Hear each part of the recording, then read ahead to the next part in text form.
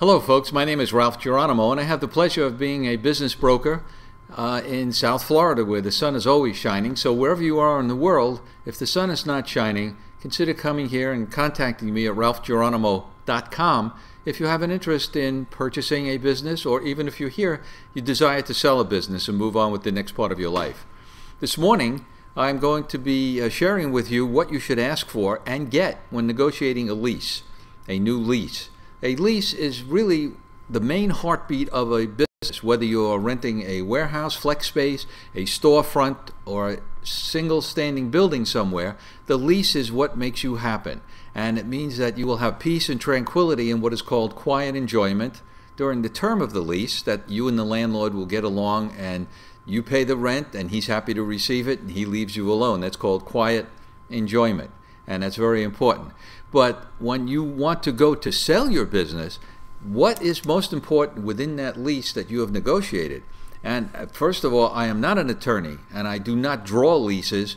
I read them and I evaluate them and I add and delete from them. So you will need a good business attorney to help you to negotiate this lease for whatever your intent is.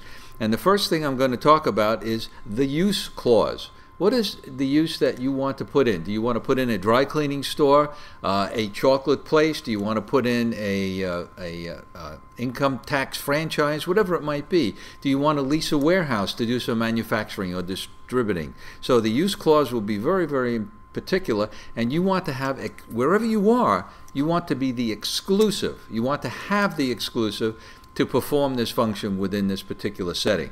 Most important. Because if you're in rented space and you don't have the use clause, then you are technically permitted doing anything else, and somebody else can come in against you in this same location and do the same thing you are doing and diminish the worth and the value of your business.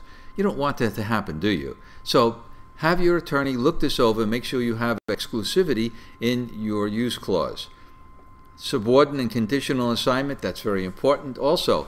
And the other part that we're going to discuss in leases before we get to an assignment clause is the fact that common area maintenance can be very, very costly. And this is called CAM, common area maintenance. And this is where the landlord has costs for maintaining the premises, for the exterior of the particular building you're in, the roof, the walls, and so on. All of those things. You want to have that so that there's some kind of cap on it, so that there's not an open-ended charge ability on the part of the landlord to bill you for everything. Typically, if you share a storefront space, for example, you're going to have a pro rata share. If there are 4 people in this particular, let's say, little strip shopping center, you're going to be 25% of that. So that's what your cost should be capped at. That's very, very important. Then we're going to talk about assignment. Assignment is very, very critical. Is there anybody out there, I would say, that has attempted to assign a lease for their business when they wanted to sell it and could not do it because the landlord had absolute control and yes or no over whether you could or could not assign a clause? So the next segment that we're going to be presenting is going to deal with assignment. So I'm going to sign with this particular moment with licenses, and then this segment. So when you negotiate your lease, you need to have a license clause.